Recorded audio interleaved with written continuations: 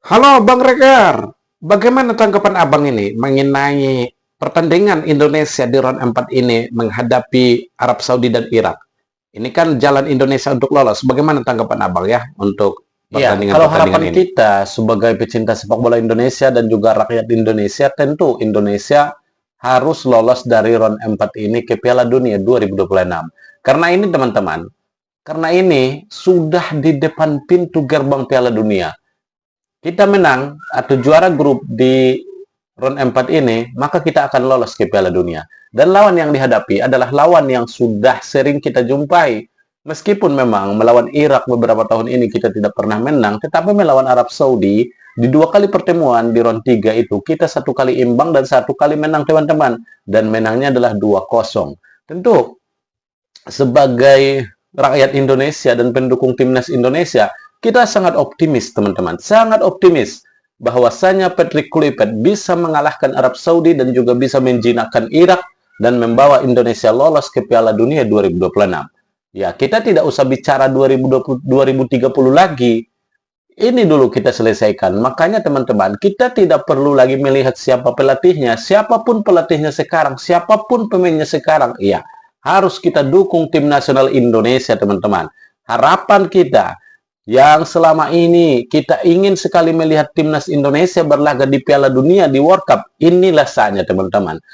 Maka sudah sangat tidak elok lagi teman-teman, kita bertengkar lagi, kita berdebat lagi mengenai pemain, berdebat lagi mengenai pelatih, tidak lagi.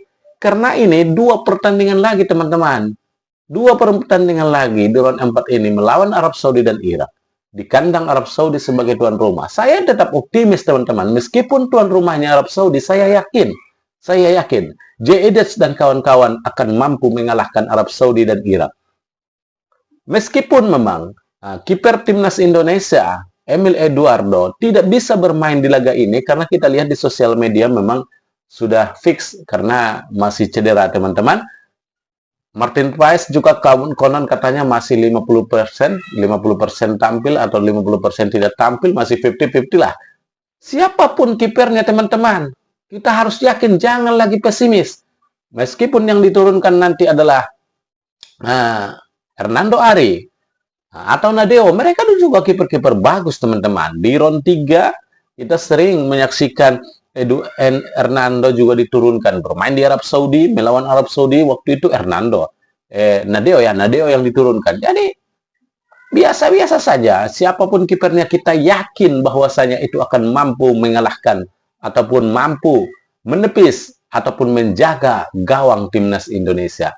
Makanya saya di beberapa hari ini itu sajalah yang kita pikirkan sekarang. Yang saya pikirkan ya apa, bagaimana ya nanti jalan pertandingan. Sudah tidak sabar lah. Tanggal 9 melawan Arab Saudi, tanggal 12 melawan Irak.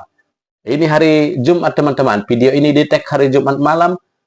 Kamis depan, Kamis minggu depan, kita akan menyaksikan timnas Indonesia melawan Arab Saudi di Stadion King Abdul Aziz Jeddah, Saudi Arabia. Tanggal 12-nya, hari Minggunya, kita akan menyaksikan timnas Indonesia melawan Irak yang berlangsung di King Abdul Aziz Stadium Jeddah, Arab Saudi juga teman-teman. Jadi kalau saya tidak memandang, biarpun tuan rumah Arab Saudi, saya yakin mental pemain kita itu sudah bagus teman-teman. Mereka sudah terbiasa bermain di luar.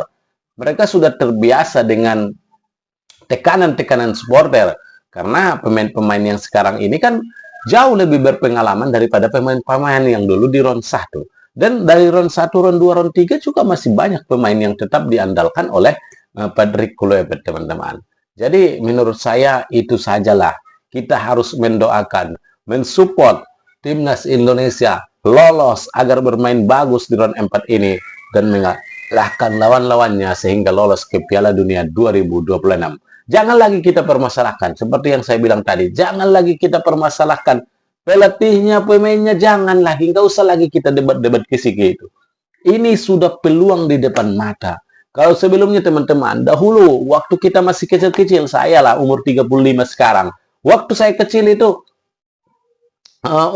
SMP lah, kelas-kelas SMP kan umur 12 sudah suka bola, menonton baik di Liga Indonesia waktu itu masih Liga Bank Mandiri ya kan. Saya sudah suka menonton. Kualifikasi Piala Dunia 2006 saya menonton. Kualifikasi 2010 saya menonton.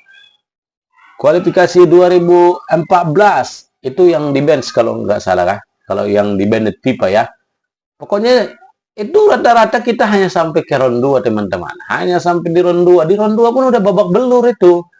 Nah, karena ada lawan-lawan yang tangguh nanti. Ada Arab Saudi dahulu ya kan.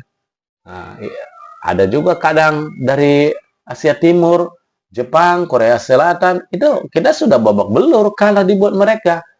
Nah, pada saat itu kita masih ingat lagi. Bahkan ada iklan-iklan di TV itu lagi. Kapan Indonesia masuk Piala Dunia seperti itu kan? Nah, sekaranglah momennya teman-teman. Sudah di depan mata, sudah di depan gerbang pintu World Cup 2026. Tidak ada alasan lagi bagi kita untuk mendebatkan kenapa pemain ini tidak dipanggil. Kenapa pemain ini dipanggil? Kenapa pelatih ini dipecat? Kenapa pelatih ini yang menjadi pelatih? Itu sudah, janganlah kita bahas lagi teman-teman ya. Kita fokus satu tujuan, yaitu Indonesia bisa tampil bagus dan mengalahkan Arab Saudi dan Irak di round 4 ini. Itu saja. Demikian. Terima kasih.